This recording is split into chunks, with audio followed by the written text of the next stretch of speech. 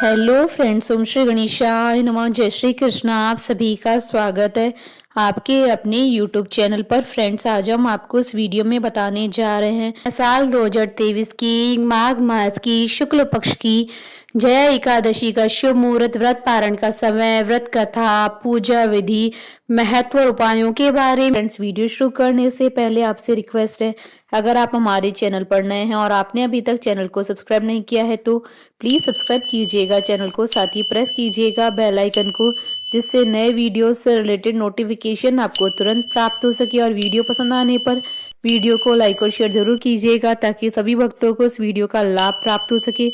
और comment box में जय श्री कृष्णा जरूर लिखिएगा। हिंदू धर्म में एकादशी एक महत्वपूर्ण तिथि है। एकादशी व्रत की बड़ी महिमा है। पद्म पुराण के अनुसार स्वयं महादेव जी ने नारद जी को उपदेश देते हुए कहा था कि एकादशी महान पुण्य देने वाली होती है। एकादशी प्रत्येक महीने में 2 बार आती है, एक शुक्ल पक्ष में, दूसरी कृष्ण पक्ष में। पूर्णिमा के बाद आने वाली एकादशी को कृष्ण पक्ष की एकादशी और अमावस्या के बाद आने वाली एकादशी को शुक्ल पक्ष की एकादशी कहते हैं। जो भक्त एकादशी के दिन उपवास करते हैं वे उपवास के नियमों का कड़ाई से पालन करते हैं तथा अगले दिन सूर्योदय के बाद ही उपवास समापन करते हैं। एकादशी व्रत के दौरान सभी प्रकार की अनाज का सेवन वर्जित होता है। जो लोग किसी कारणवश एकादशी व्रत नहीं रखते हैं उन्हें एकादशी के दिन भोजन में चावल का प्रयोग नहीं करना चाहिए तथा झूठ व परनिंदा से बचना चाहिए।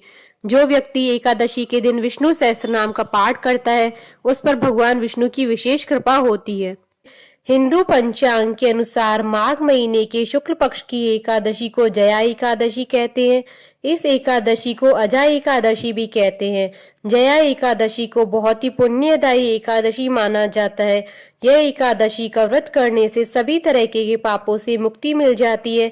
शास्त्रों के अनुसार इस एकादशी का व्रत करने से मनुष्य को भूत प्रेत पिशाच से मुक्ति मिल जाती है। मान्यता के अनुसार जो कोई भक्त जया एकादशी की व्रत का पालन सच्ची श्रद्धा के साथ करता है उसे पुण्य की प्राप्ति होती है। इस दिन भगवान विष्णु का पूजन करने से सभी प्रकार के दोषों से मुक्ति मिलती है। इस दिन विष्णु जी की पूजा की जाती है। उन्हें पुष्प, जल, अक्षत, रोली तथा विशिष्ट सुगंधित पदार्थ अर्पित किए जाते हैं। इस दिन व्रत करना बेहद फलदायी होता है। मान्यता है कि जो व्यक्ति इस दिन व्रत करता है उसे भूत प्रेत पिशाच जैसी योनियों में जाने का भय नहीं रहता है। इससे व्यक्ति को उसके सभी कष्टों से मुक्ति मिल जाती है। हिंदू धर्म ग्रंथों में इसका महत्व बहुत अधिक बताया गया है। इसका उल्लेख भव्योत्तर पुराण और पद्म पुराण में भगवान कृष्ण और राजा युधिष्ठिर के बीच बातचीत के रूप में मौजूद है। इस दिन दान पुण्य का बहुत अधिक महत्व है। इस दिन जो व्यक्ति दान करता है वो कई गुण अर्जित करता है। जया एकादशी की पुण्य के कारण मनुष्य सभी पापों से मुक्त होकर जीवन के हर एक क्षेत्र में विजय प्राप्त करता है और मोक्ष का अधिकारी हो जाता है। भगवत पुराण में बताया गया है कि जो मनुष्य समस्त भौतिक तथा सांसारिक सुख प्राप्त करना चाहते हैं उन्हें जया एकादशी का व्रत अवश्य करना चाहिए। फ्रेंड्स, अब आइए जानते हैं जया एकादशी के शुभ मुहूर्त के बारे में। हिंदू पंचांग के अनुसार इस बार जया एकादशी 1 फरवरी 2023 बुधवार के दिन है। माघ शुक्ल एकादशी तिथि प्रारंभ होगी 31 जनवरी 2023 को सुबह 11:53 पर और माघ शुक्ल एकादशी तिथि का समापन होगा 1 फरवरी 2023 को दोपहर 2:01 पर। उदय तिथि के आधार पर जया एकादशी का व्रत 1 फरवरी 2023 को रखा जाएगा। व्रत पारण का समय रहेगा 2 फरवरी 2023 को सुबह 7:12 से सुबह 9:24 तक और हरिवासर समाप्ति का समय रहेगा 2 फरवरी 2023 को शाम 4:26 पर। फ्रेंड्स, अब आइए जानते हैं जया एकादशी की पूजन विधि के बारे में। जया एकादशी व्रत के लिए उपासक को व्रत से पूर्व दशमी के दिन ही एक ही समय सात्विक भोजन ग्रहण करना चाहिए। व्रती को संयमित और ब्रह्मचर्य का पालन करना चाहिए। प्रातः काल स्नान के बाद व्रत का संकल्प लेकर धूप, दीप, फल और पंचामृत आदि अर्पित करके भगवान विष्णु की श्री कृष्ण अवतार की पूजा करनी चाहिए। रात्रि में जागरण कर श्री हरि के नाम के भजन करने चाहिए। द्वादशी के दिन किसी जरूरतमंद व्यक्ति या ब्राह्मण को भोजन कराकर दान दक्षिणा देकर व्रत का पारण करना चाहिए।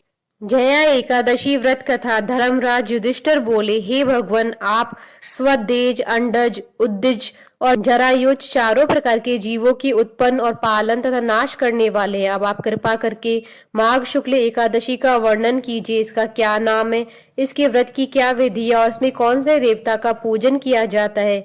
श्री कृष्ण कहने लगे कि हे राजन, इस एकादशी का नाम जया एकादशी है। इसका व्रत करने से मनुष्य ब्रह्म हत्या आदि पापों से छूटकर मोक्ष को प्राप्त होता है तथा इसके प्रभाव से भूत पिशाच आदि योनियों से मुक्त हो जाता है। इस व्रत को विधि पूर्वक करना चाहिए।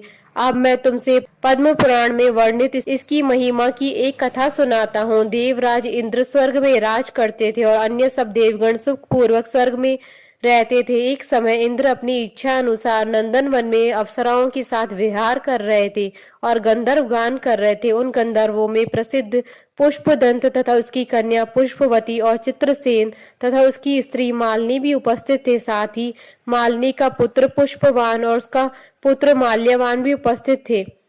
पुष्पवती गंधर्व कन्या माल्यवान को देखकर उस पर मोहित हो गई और माल्यवान पर काम बाण चलाने लगी। उसने अपने रूप लावण्य और हाव भाव से माल्यवान को वश में कर लिया। हे राजन, वह पुष्पवती अत्यंत सुंदर थी। अब वे इंद्र को प्रसन्न करने के लिए गान करने लगे, परंतु परस्पर मोहित हो जाने के कारण उनका चित्त भ्रमित हो गया था। इनके ठीक प्रकार न गाने तथा स्वर ताल ठीक न होने से इंद्र इनके प्रेम को समझ गया और उन्होंने इसमें अपना अपमान समझकर उनको शाप दे दिया। इंद्र ने कहा, हे मूर्खो, तुमने मेरी आज्ञा का उल्लंघन किया है, इसलिए तुम्हें धिक्कार है। अब तुम दोनों स्त्री पुरुष के रूप में मृत्यु लोक में जाकर पिशाच रूप धारण करो और अपने कर्म का फल भोगो। इंद्र का ऐसा शाप सुनकर वे अत्यंत दुखी हुए और हिमालय पर्वत पर दुख पूर्वक अपना जीवन व्यतीत करने लगे। उन्हें गंध, रस और स्पर्श आदि का कुछ भी ज्ञान नहीं था।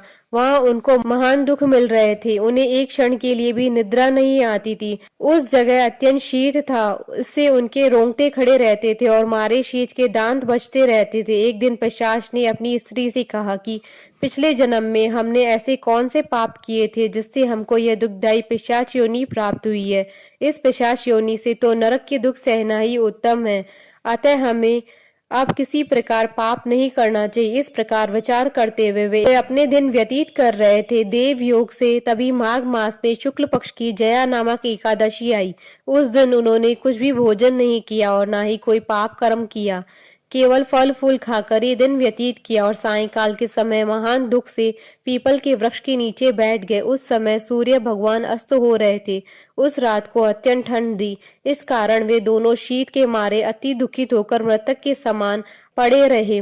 उस रात्रि को उनको निद्रा भी नहीं आई। हे राजन, जया एकादशी के उपवास और रात्रि के जागरण से दूसरे दिन प्रभात होते ही उनकी पिशाच योनि छूट गई। अत्यंत सुंदर गंधर्व और अप्सरा की देह धारण कर सुंदर वस्त्र आभूषणों से अलंकृत होकर उन्होंने स्वर्ग लोक को प्रस्थान किया।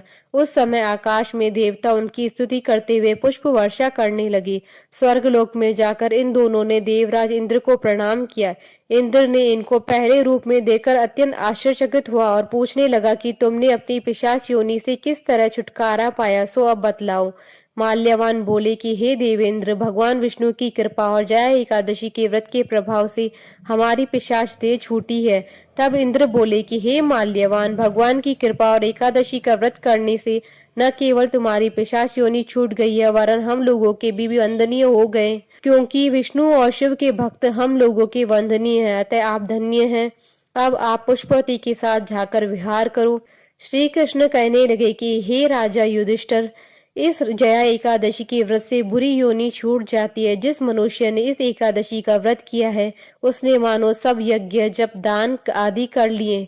जो मनुष्य जया एकादशी का व्रत करते हैं वे अवश्य ही 1000 वर्ष तक स्वर्ग में वास करते हैं। माँ लक्ष्मी और विष्णु भगवान को प्रसन्न करने के उपाय। जया एकादशी के दिन उपाय से भाग्य के दोष दूर हो जाते हैं और भगवान विष्णु के साथ देवी लक्ष्मी की कृपा भी प्राप्त होती है।